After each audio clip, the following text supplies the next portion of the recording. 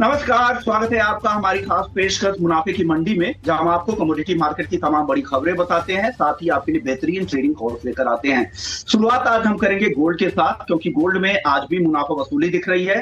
Record स्तरों से अगर आप देखें तो करीब करीब 4,000 रुपए नीचे भाव आ चुके हैं। क्या और गिरने की संभावना है क्या? यही आज सबसे पहले शुरुआत में चर्चा करेंगे। हमारे साथ दो मेहमान हैं जो आज आपकी मदद करने वाले हैं। यूनिवेस्ट से तरुण सरसंघी जी हैं और साथ ही मानव मोदी हैं मोतीलाल ओसवाल से। आप दोनों मेहमानों का बहुत बहुत शुक्रिया, आपने वक्त निकाला हमारे दर्शकों के लिए। सबसे पहले मानव, आप बताइए गोल्ड पर अब आप लोगों की एनालिसिस क्या है? अच्छी तेजी, अच्छा रिकॉर्ड, 99,358 का रिकॉर्ड बनने के बाद अब दबाव दिख रहा है। हालांकि कल के सत्र में रिकवरी जरूर दिखी थी, लेकिन आज फिर से दबाव के मूड में है। क्या उम्मीद करनी चाहिए? 90,000 की संभावनाएं आपको दिख रही है पोजिशनली यहाँ पर सोने में, और कब तक? जी, बिल्कुल, नमस्ते विश्वनाथ जी। मेरे ख़्याल से बहुत अच्छी रैली के बाद मार्केट को ये उम्मीद थी कि शायद 1 लाख टच हो जाए, $3500 कॉमेक्स में तो साइकोलॉजिकली आ गया था। डोमेस्टिक में भी अगर 1 लाख आ जाता, तो मार्केट को उम्मीद थी, लेकिन वहाँ से बहुत शार्प सेल ऑफ हमें आता हुआ देखा है और यही एक बहुत मेरे ख़्याल से रीज़न है। जो रूमर कह लीजिए या टैरिफ वॉर यूएस चाइना के बीच में प्रॉफिट बुकिंग कह लीजिए या फिर एक-एक करेक्शन कह लीजिए, जो बहुत समय से पेंडिंग था, इतनी बड़ी रैली के बाद 30% ऑलमोस्ट रैली के बाद। तो मेरे ख्याल से ये थोड़ी गिरावट और रह सकती है, नीचे में और जगह बाकी है। मेरे ख्याल से अब जब तक 96 400 500 नहीं ब्रेक होता है ऊपर में, तब तक एक नई रैली या नई बाइंग इंटरेस्ट वापस से जारी शायद होना थोड़ा मुश्किल होगा। जो कल कल के उसमें भी हाई था, यही लेवल थे 96 200 300 के। मेरे ख्याल से नीचे में और थोड़ी जगह है। रिसेंटली जो 94,000 का लो था, वही एक मेजर सपोर्ट है। तो अगर वो ब्रेक होता है, तो मेरे ख्याल से 90,000 की जो पॉसिबिलिटी आप बता रहे हैं, बिल्कुल वो संभावना हो जाएगी कि अगर 94,000 के नीचे आता है, तो 90,000 की लेवल हमें दिख जाएगी। लेकिन जो लॉन्ग टर्म इन्वेस्टर है, फिर से ये एक गिरावट प्रॉफिट बुकिंग करेक्शन है। लेकिन अगर 1 साल 2 साल के टेन्योर से अगर कोई खरीदना चाह रहा है, तो मेरे ख्याल से वो लेवल बहुत बढ़िया होंगे अगेन टू अक्यूमुलेट एंड निवेश करने के लिए। लेकिन अभी ये लेवल के लिए थोड़ा डिप का वेट करना चाहिए। अभी के लिए सेल ऑन राइज का व्यू रहेगा जब तक 96 500 नहीं निकलता है। 95 200 इमीडिएट टारगेट होगा। 95 800 के आसपास बेच सकते हैं और 96 200 300 का स्टॉप रहेगा। ओके, तो यहाँ पे आपको नरमी दिख रही है, 90,000 का लेवल भी दिख सकता है, ऐसा मानव को भी पोजिशनली लगता है। लेकिन आज के लिए भी सेल की सलाह यहाँ पर आ रही है मानव की तरफ से। आप तरुण जी बताइए, आपकी राय गोल्ड पर क्या बन रही है? जी, या गुड तरुण जी, आपसे मेरा सवाल था, आपको क्या लग रहा है गोल्ड में यहाँ से? Hi good morning Vishwamohan ji. Good morning sir. या जैसे कि मैंने लास्ट वीक भी कहा था कि अभी it is poised for a short term correction, क्योंकि वन साइडेड एक्सटेंडेड रैली काफी हो गया था और एक दिन के अंदर 2 दिन के अंदर 100 150 और पॉइंट्स का डॉलर्स का मूवमेंट जो आ रहा था वो एक्चुअली सस्टेनेबल नहीं था। अभी जिस तरीके से मार्केट का सेंटीमेंट इंप्रूव हुआ है ब्रॉडर अक्रॉस द बोर्ड, वो एक्चुअली गोल्ड के लिए नेगेटिव है। डॉलर इंडेक्स में भी देखिए कॉन्फिडेंस आ रहा है, रिस्की एसेट क्लास भी अच्छा परफॉर्म कर रहे हैं। सो कहीं ना कहीं इनके चलते हमने देखा कि गोल्ड के अंदर अच्छा करेक्शन आया इस हफ्ते। $3,500 का रिकॉर्ड हाई बनाया था, वहां से ऑलमोस्ट $200 अभी डाउन है। कल रिकवरी दिखाने की कोशिश करी बट सस्टेन नहीं हुए। मेरे को ऐसा लगता है कि शॉर्ट टर्म में करेक्शन विल एक्सटेंड, प्रॉब्ली $3,000 तक के गोल्ड के प्राइस आ सकते हैं। डोमेस्टिक बोर्सेस के अंदर 92,000 तक प्राइस आ सकते हैं।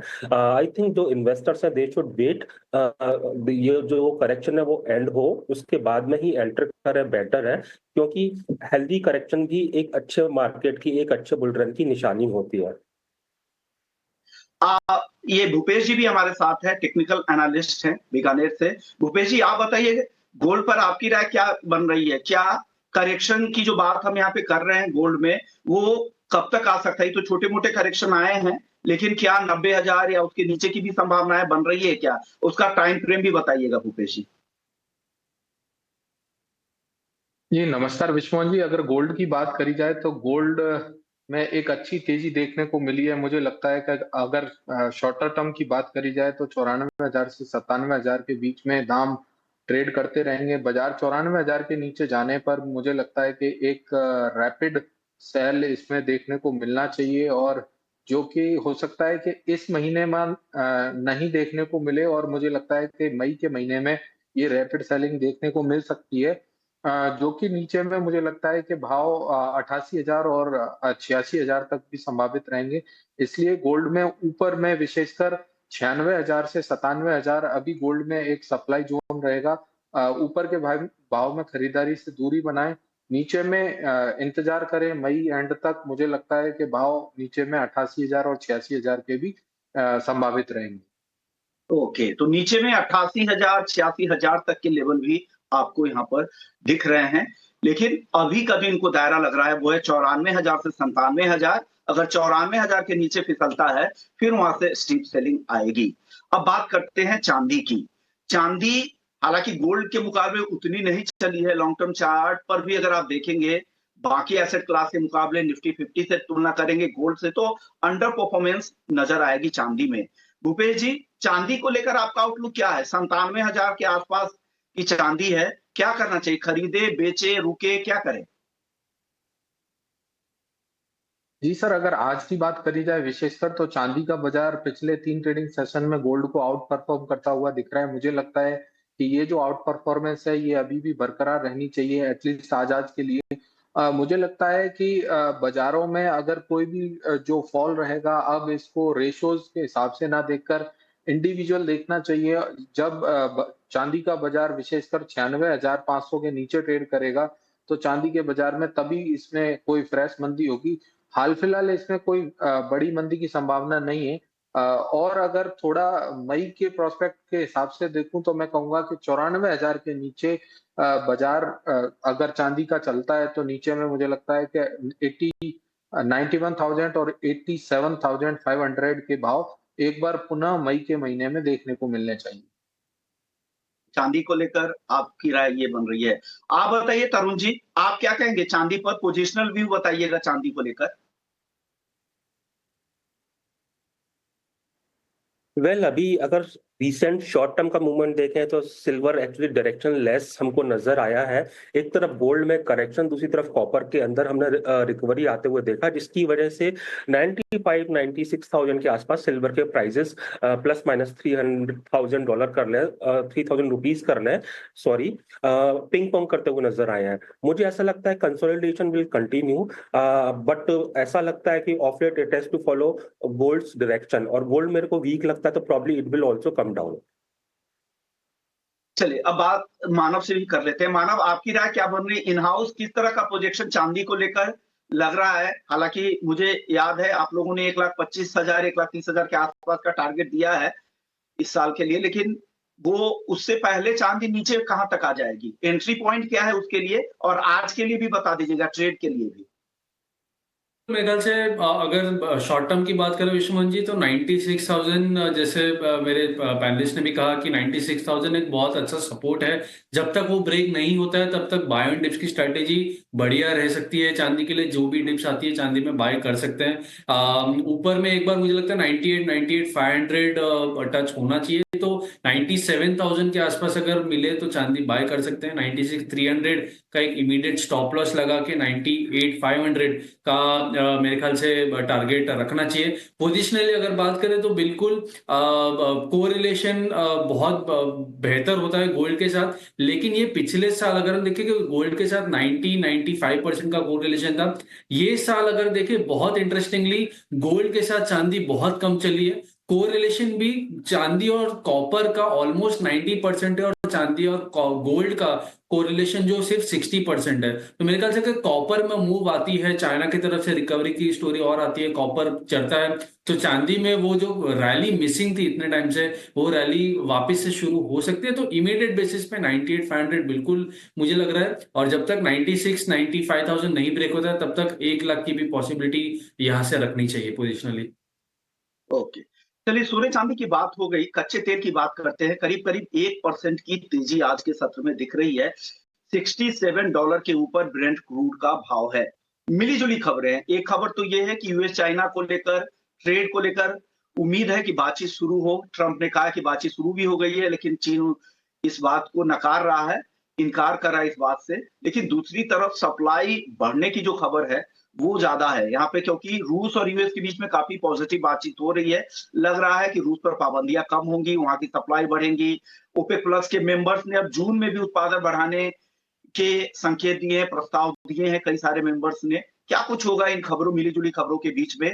आप बताइए तरुण जी, क्रूड पर आपकी राय।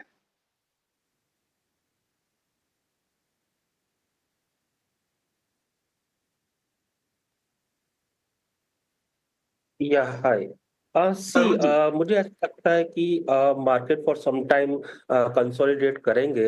अभी अगर रीसेंट वीक की इसी वीक की मैं बात करता हूं तो मैंने देखा है $61.50 से $65 के बीच, यानी $3.5 का बहुत स्क्यूड एक्चुअली रेंज बना हुआ है। एंड जब तक $61.50 के ऊपर ऑयल के प्राइस है तो प्रॉब्ली हो सकता है path of recovery will continue, but that would be sentiment supported. But fundamentally बात करूं तो सप्लाई बढ़ेगी फर्दर, डिमांड का अनसर्टेनिटी रहेगा, जिसकी वजह से हम देखेंगे कि ऑयल के प्राइसेस में रैली जो आएगी लिमिटेड आएगी और एक कंसोलिडेशन एक ब्रॉडर टाइम फ्रेम में कंटिन्यू करेगा।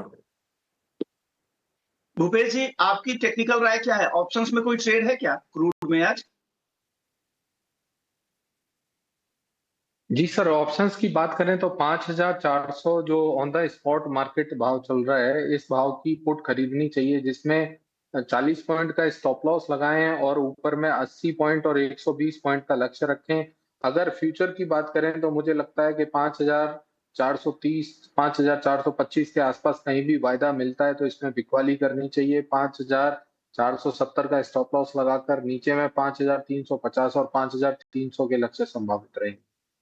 ओके, आप बताइए क्रूड पर आपकी राय क्या है? फ्यूचर्स में भी और ऑप्शंस में, दोनों ट्रेड बताइएगा मानव आज के लिए। जी, बिल्कुल विश्वास जी, मेरे ख्याल से क्रूड में मेरा भी सेल का ही व्यू रहेगा, क्योंकि जिस हिसाब से मिक्स्ड फैक्टर्स आ रहे हैं, लेकिन ओपेक ने भी सरप्राइज किया है प्रोडक्शन जून में वापस बढ़ाने के अनाउंसमेंट से। ट्रेड डील में भी खास कोई ऐसी कॉन्क्रीट अपडेट नहीं आ रही है, शायद वीकेंड में आ जाए, लेकिन अभी के लिए सेल ऑन राइज का व्यू रहेगा। जब तक 5500 5550 नहीं ब्रेक होता है ऊपर में, तब तक सेल की तरफ रहे तो बेटर है। फ्यूचर्स में 5450 के आसपास मिलता है तो बिल्कुल सेल कर सकते हैं। 5520 का स्टॉप और 5330 का टारगेट नीचे में एक्सपेक्ट कर सकते हैं। सिमिलरली 5400 का पुट में काम किया जा सकता है, 30 से 40 रुपए का स्टॉप, और मेरे ख्याल से 240 245 के आसपास के टारगेट्स के साथ काम किया जा सकता है। चलिए, अच्छी बात है। तो ये राय क्रूड को लेकर आ गई है। नेचुरल गैस में कोई ट्रेड बन रहा है क्या मानव आज के लिए? जी, नेचुरल गैस मेरे ख्याल से अभी भी सेल ऑन राइज ही रहेगा, क्योंकि बहुत ज़्यादा वीकनेस है। अगर यूएस एलएनजी की भी बात करें तो एलएनजी के ऊपर काफ़ी प्रेशर है। चाइना यूएस एलएनजी से यूएई एलएनजी के ऊपर शिफ्ट होने की बात हो रही है। सप्लाई भी कंटिन्यूस बढ़ रहा है। कल की इन्वेंट्री में हमने देखा कि फिर से एक बार सप्लाई बढ़ चुकी है इन्वेंट्रीज में। तो मेरे ख्याल से अभी भी वो प्रेशर है। तो जो भी राइज मिलती है मेरे ख्याल से अच्छी सेलिंग होगी। जब तक 260 270 नहीं ब्रेक होता है ऊपर में, तब तक सेल करना चाहिए। तो फ्यूचर में मेरे ख्याल से 254 पे सेल बेहतर होगा। 247 का टारगेट और 258 का इमीडिएट स्टॉप लॉस मेरे ख्याल से रखना चाहिए। चलिए, तो एनजी की कॉल हो गई, क्रूड की हो गई, सोने चांदी की बातचीत हो गई। बेस मेटल्स की बात करते हैं, जहां पर आज मिला जुला कारोबार हो रहा है। आप तरुण जी, आपको क्या पसंद है बेस मेटल्स में? हालांकि आप पोजिशनल कॉल देते हैं, टॉपिक आपकी क्या होगी? अगर कोई एक काउंटर चुनना हो बेस मेटल्स में, क्या हो? और उसका दिन भी बता दीजिए कि वो टारगेट कितने दिनों के लिए? कि अगर वेरी शॉर्ट टर्म की बात करता हूँ लाइक 2-3 डेज की, तो copper can be short at current market price. I am talking of May future 865 के ऊपर ही फर्दर रैली आएगी। अगर 865 के ऊपर नहीं गया तो प्राइस वंस अगेन 840 रेंजेस तक आ सकते हैं। Those who are positional trader, I think they should wait for 840 835 to come from there. अगर वो बाय करें तो प्रॉब्ली उनको 30-35 रुपए मिल सकते हैं 2 से 3 हफ्ते के अंदर। जिंक में माइन में प्रोडक्शन फॉल्ट का एक सपोर्टिव न्यूज है। ऑलरेडी मुझे ऐसा लगता है 244 का बेस बना चुका है।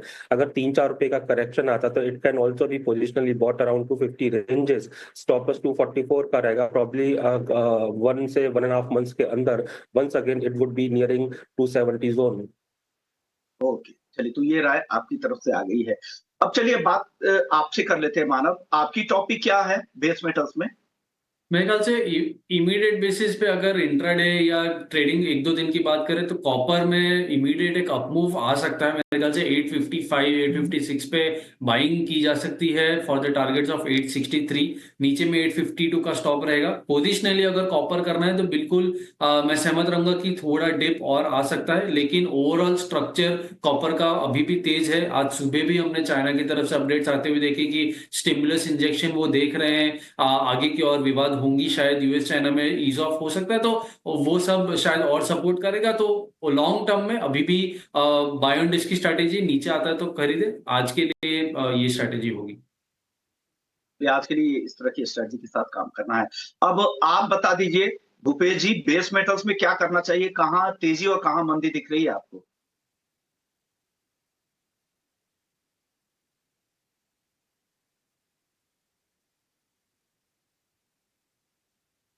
भूपेश जी, आपसे सवाल था मेरा। जी सर, बेस मेटल्स पर सवाल है आपका।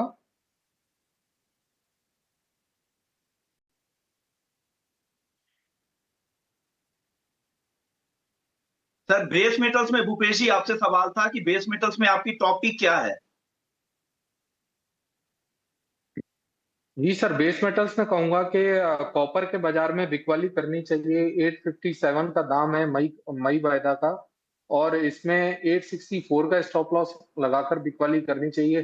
बाजार मेरे को एक बार इनिशियली 846 तक समझ आता है। बाजार 846 के नीचे चलने पर मुझे लगता है कि कॉपर में 50 रुपए की मंदी इसमें आनी चाहिए। तो इंतजार करना चाहिए 846 टूटने का, और एक बार करंट भाव में बाजार बेच के 846 तक के लिए इंतजार करें।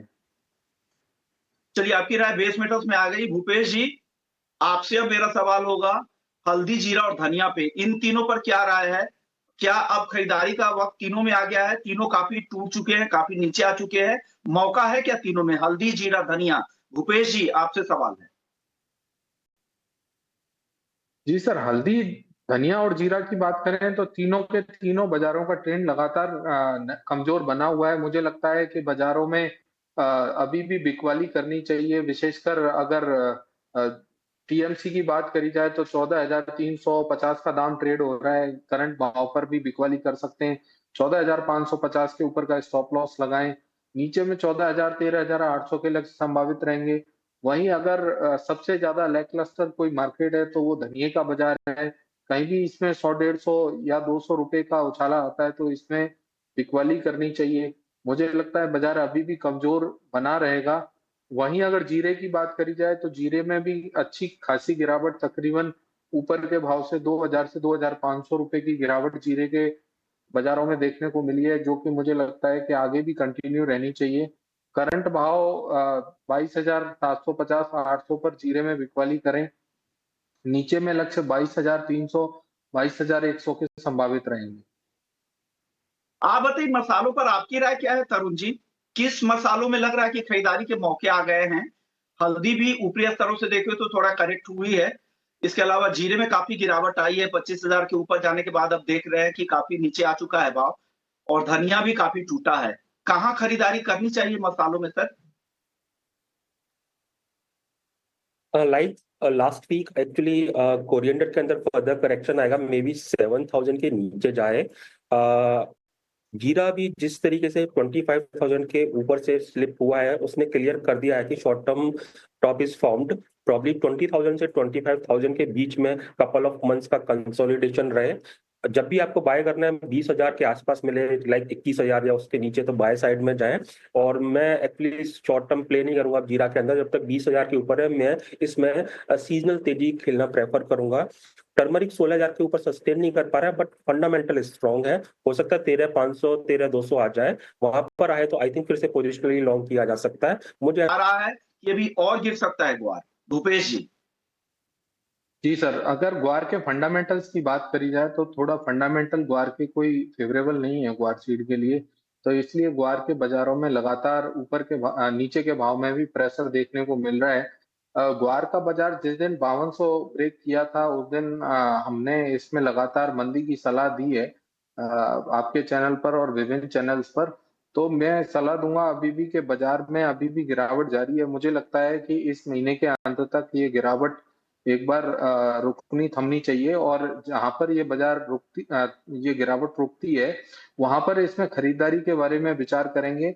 हाल फिलहाल इसमें खरीदारी से दूरी बनानी चाहिए। अगर बेस्ट सपोर्ट की बात करी जाए तो मुझे लगता है 9,400 9,300 गम के लिए बेस्ट सपोर्ट रहेंगे खरीदने के हिसाब से, जहां से एक अच्छे पुलबैक की संभावना आने वाले समय के लिए संभावित रहेगी। ओके, तो ये राय है ग्वार सीड ग्वारगम को लेकर।